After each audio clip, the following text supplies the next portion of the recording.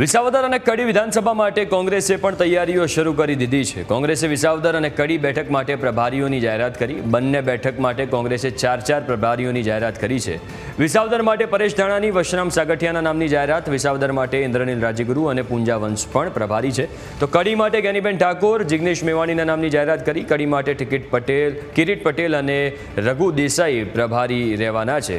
એટલે કે સૌરાષ્ટ્રમાં જે સૌરાષ્ટ્રના નેતાઓ છે ત્યાં એમને પ્રભારી બનાવ્યા અને કડી બેઠક માટે ઉત્તર ગુજરાતના દિગ્ગજ નેતાઓને કોંગ્રેસે પ્રભારી બનાવ્યા છે। બંને વિધાનસભા માટે અમારા 4 પ્રભારીઓની કોંગ્રેસ પક્ષ દ્વારા જાહેરાત કરવામાં આવે છે। વિસાવદરની બેઠક માટે ભાઈ શ્રી પરેશભાઈ ધાનાણી, પૂંજાભાઈ વંશ, ઇન્દ્રનીલભાઈ રાજ્યગુરુ અને રાજકોટ મ્યુનિસિપલ કોર્પોરેશનમાં વિરોધ પક્ષના નેતા દલિત આગેવાન વશરામભાઈ સાગઠિયા, આ 4 પ્રભારીઓ વિસાવદર માટે રહેશે।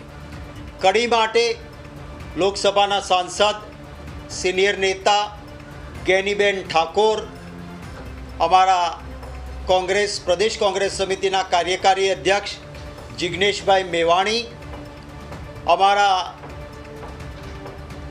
કડી માટેના 3જા પ્રભારી તરીકે પાટણના ધારાસભ્ય અને દંડક કિરીટભાઈ પટેલ અને 4થા પ્રભારી તરીકે માલધારી નેતા માજી ધારાસભ્ય ભાઈ શ્રી રઘુભાઈ દેસાઈ એ અમારા કડી માટેના પ્રભારીઓ રહેશે।